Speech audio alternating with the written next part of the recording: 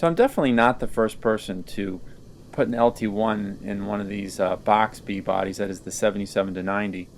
And I'm not the first person to put one in a box wagon. However, I may be the first person to put one in, at least with an online presence, to put one in a Buick or Olds with these plastic inner fender liners, which are much differently shaped than the metal fender liners that the 80s Pontiac and Chevy wagons would have had, which are similar to the 91 to 96 ones, which of course is a car this engine came out of. These plastic fender liners are much more box-shaped, which has caused a number of unique problems, first of which being the radiator. I had to use a radiator. This is a radiator out of a 94 to 96 B-body without the oil cooler. You can see how little clearance there is there, maybe a ½ inch between the radiator and the fender liner. And you see how this tapers here like that? Now, if it had the oil cooler, it'd go straight down, and it obviously the radiator would not have fit. This radiator fan shroud was a piece of online advice that worked out great. Bolted up to the Radsport, no problem. This is a metal fan shroud out of an 80s rear-wheel drive Cadillac Fleetwood or Brougham. So while I'm here, I might as well show you the electric fans. Now these are standard 94 to 96 B-body electric fans, but the car that the motor came out of was a tow pack, so it had a mechanical fan on the driver's side and only had the one passenger side electric fan. So I had to get a driver's side fan from a non-tow pack car. So another problem was on this 83, as all 77 and 90s, the heater box and AC evaporator all on the engine side of the firewall. So you got this big box here in your way. In the 94, a lot of stuff kind of went down here, so it couldn't go here. I had to kind of work around it with these wires. I put some heat tape on here because I felt like they're a little close. Oh, they're not touching, but they're a little close to the heater hoses. So because of the length of the wires, this was really the only place for the electrical box. But there were a couple of molded studs that were used for something for the 307 that I had to get rid of first. So I cut them down as short as I could, then used a hole saw to finish it off. Then popped in some body plugs and a little RTV for good measure. So the power steering reservoir Normally went onto a bracket that the AC dryer was on. But of course, being the fender's kind of squared off, there's no room for that. So I had to make a bracket for it on the brake. So I think this works pretty nicely. And the coolant tank's kind of the same problem. It just doesn't fit on this fender. So what I did was I used a heat gun to bend this tab this way. I made a bracket on the brake, like an L-shaped bracket on the brake for this to go on to. And in the back, I used a steel spacer painted black with a bolt going through it. And apparently I bought some really crappy anodized hardware. And then I was able to mount this thing up in a pretty good spot. So all the other hoses coming off it and everything kind of reached. And nothing's really any closer over here than it was on the 94. So.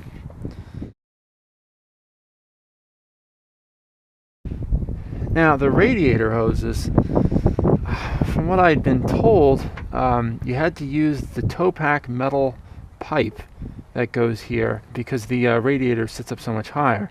But I found if I just cut like 3 inches off the end of this hose and just instead of going straight up and going like almost a 90 degree, it just sort of goes along a little bit more of a curve, not so much straight up, and it fits fine. So I mean, it touches these heater hoses, but I don't think that's, it touches that one heater hose, but I don't really think that's a problem. So, I mean, I think it's fine just using the regular hose. Now this hose, this is interesting. This is actually another lower hose. For some reason, the lower hose is like $9, but the upper hose is like $20. Anyway, so what I found actually though is I had an upper hose, from the old car that I was just gonna try for fitment, and because the radiator, I guess, is slightly farther away from the engine than it would be in the 94 to 96 B body, or maybe because it's higher up, it would have fit, but it just seemed like it was stretched just a little, like it was a ½ inch too far from being able to fit what I felt comfortably. So I actually took a lower hose, cut a couple inches off each end, and it's the exact same profile in the center. So this is actually a lower hose, which fits beautifully right here.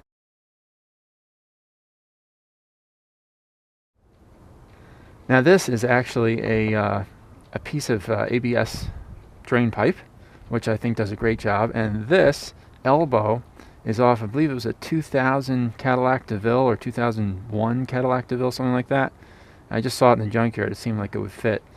And then this is a one of those performance type, kind of air filters that I got at AutoZone or Advanced. I was originally planning on just using the factory 94 air box, but you can't because the radiator is up so much higher in this older car that the air box interferes with the placement of the upper rad hose, so that wasn't going to work.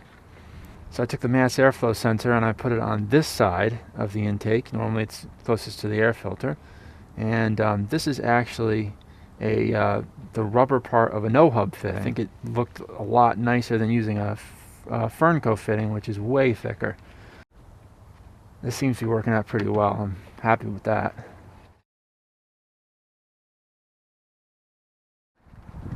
Now the AC was a bit of a challenge. The original dryer had the tube coming off the bottom, and it kind of went up this way and ended here because the old engine had the AC compressor up here, the old R4.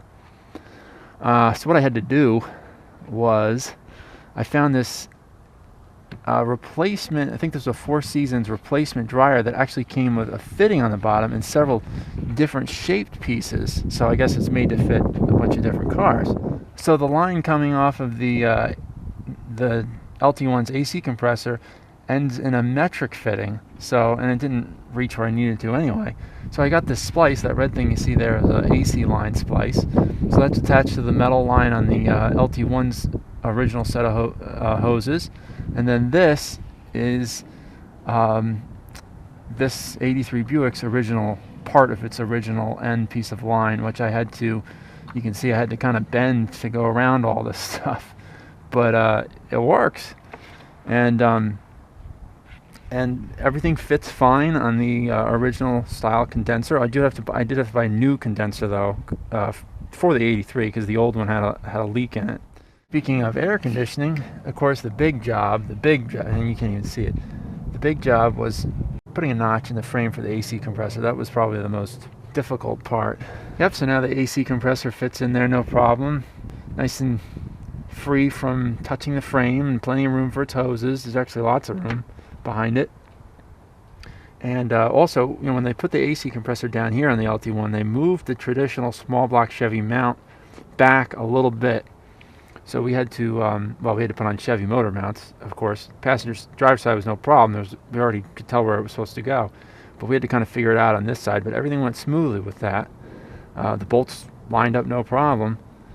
So I guess we measured right.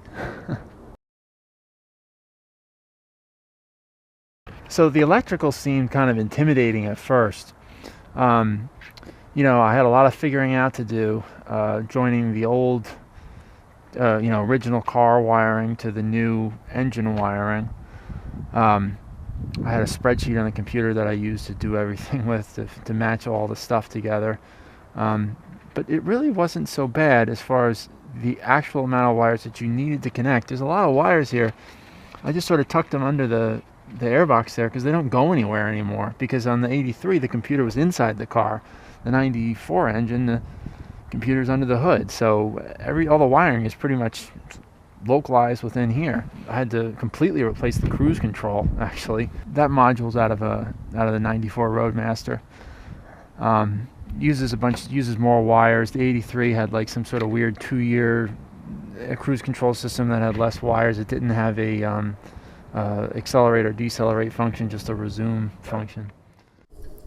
So really, it wasn't so bad. On this side, the harness that comes out of the passenger side of the car, I had probably about a dozen wires. And then if we go over to the opposite side of the car, there's another harness that's here that mostly has a lot of body stuff in it, that, headlights and horns and stuff, so that wasn't touched. But there's a few wires, I think maybe 8 wires, and The starter solenoid went through there, a power wire to the fuse box, I think one existing cruise control wire that I was able to just reuse, and let's see, the oil pressure light wire and the coolant over temp light wire. And actually that I didn't even have to splice. It was long enough to reach over to the sensor on the passenger side head, only I had to get a different sensor because the LT1 came out of a car that had a gauge. They all had gauges. I needed one with a light, so I got one for a 91, 92 Cadillac Brougham. So I remembered that car had a light and a small block Chevy motor, so I figured that would fit, and it worked out fine. And it had the all-important blade style terminal. A lot of the later 80s and probably to current type cars have a oval clip-on type connector, so I didn't want to have to cut and splice a wire if I could just buy a sensor that would accommodate the wire terminal type I already had. I mean, since I had to buy a new one anyway. And so I was able to run the wires around the bottom and back of the AC dryer, and I put the junction box right here, so I didn't have to extend any wires or anything. So that worked out pretty well. Moving the battery to where you see it was incredibly easy because everything to put a battery here was already in place. I just had to take the battery from over there, because the old one, the starter on the Oldsmobile engine's on the driver's side, and move it over here. There was even a place to put this bolt. Everything just went right in, no problems there. So anyway, that is the LT1 swapped 83 Buick LeSabre in all its glory. And so far, I think I've put about 3,000 miles on this car, and it's been fun. And the only problems I'm really having is at certain highway speeds I've got a little bit of a driveline vibration, which I haven't exactly figured out what the cause is of it yet. It could be an out of balance drive shaft or something, but I don't know that it is. That about wraps this project up. This is the first time I've ever done anything like this. I mean, I've replaced motors and transmissions before, but never put anything in a car that didn't come out of. So there was a lot to learn here, but I think I did a clean install, and I tried not to second guess any of the work that I did, so just to make sure that everything was done in a solid manner. The whole project took me about 4 working months. I finished it at the end of June 2017. So I hope you've enjoyed this series, and I'm hoping that this will lead the way to many future swaps. So thanks for watching.